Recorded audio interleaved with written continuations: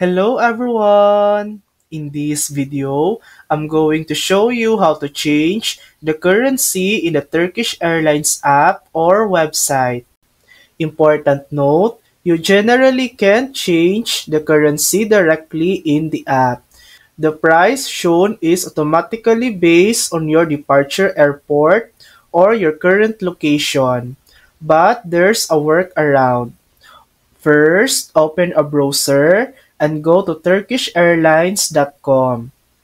Search for your flight, for example, Canada to Singapore, and click Search. On the flight section page, look for the currency converter option.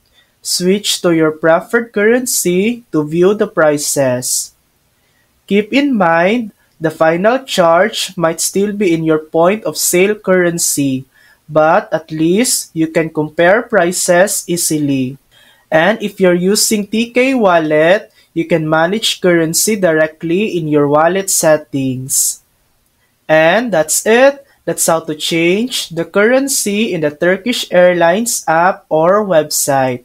Thanks for watching! If this video helped you, please like and subscribe for more helpful tutorials.